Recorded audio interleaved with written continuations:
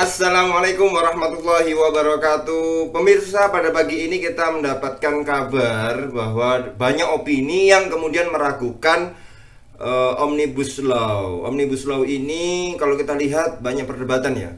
Ada beberapa pihak yang kemudian mempertanyakan apakah Omnibus Law ini berpihak kepada bangsa dan negara, berpihak pada penciptaan lapangan kerja untuk anak negeri, atau ini hanya untuk kepentingan investor. Nah ini ya, ini menarik sekali karena ini sedang digodok dan kemudian akan menjadi ujung tombak untuk namanya Omnibus Law itu undang-undang Ciptaker, penciptaan lapangan kerja ya. Nah ini kita lihat dari Ketua Umum GP Ansor Yakut Khalil Qaumas ya, itu mengatakan rancangan undang-undang Omnibus Cipta Lapangan Kerja sering disingkat Cilaka, Cipta Lapangan Kerja, Cilaka.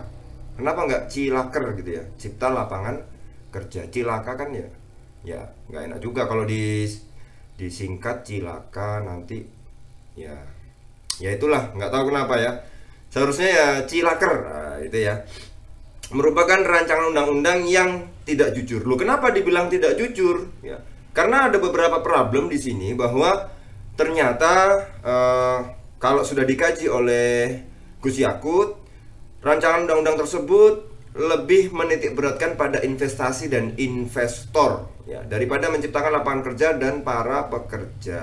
Nah ini ya, jadi awalnya memang ini didesain untuk menciptakan lapangan kerja buat anak-anak generasi muda lah ya, untuk menciptakan lapangan. Tapi kesini-kesininya dirasa malah kemudian tidak melibatkan serikat pekerja, tidak melibatkan organisasi kepemudaan dalam menyusun draft ini. Tapi justru nanti kemudian dirancang untuk kepentingan investor dan investasi. Apakah investasi di atas segalanya? Apakah Omnibus Law ini kemudian bisa disebut sebagai investor law? Nah ini menjadi pertanyaan penting sebenarnya. Bagaimana pengkajian-pengkajian tentang rancangan sebuah undang-undang harus sebenarnya disosialisasikan juga kepada pihak-pihak yang berkepentingan, artinya pihak-pihak yang turut nanti mendapatkan efek dari undang-undang ini. Ya nanti mungkin bisa dengan serikat pekerja, generasi kepemudaan, dan dengan ormas-ormas yang kemudian bisa memantau ini sebagai sosialisasi bahwa nanti akan, kalau sudah diketok palu akan terjadi seperti ini, seperti ini, seperti ini. Tapi Gus Yakut kemudian mempertanyakan kok tidak ada tanggapan atau istilahnya sosialisasi kepada beberapa elemen-elemen kepemudaan ya. Ini kita lihat ya, karena dianggap pola penyusunan undang-undang ini tidak memenuhi penyusunan undang-undang yang baik dan demokratis ya, itu ya. Jadi lebih ini melibatkan asosiasi pengusaha sendiri dan pejabat Pemda, pemerintah daerah. Lalu di mana masyarakatnya, di mana? Ya. Jadi hanya asosiasi pengusaha dan Pemda, pemerintah daerah. Ini banyak dilibatkan dalam Satgas, satuan tugas bagaimana penyusunan draft ini ya.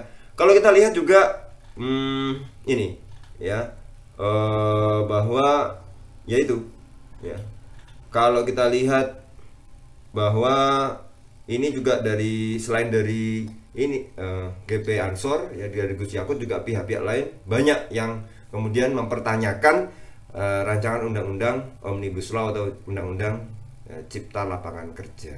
Nah, mudah-mudahan ini bisa menjadi masukan untuk kita semua bahwa apa sih sebenarnya Omnibus Law ini dan rancangan undang-undang Cipta Lapangan Kerja ini, apakah berpihak kepada siapa? Berpihak kepada masyarakatkah atau tidak?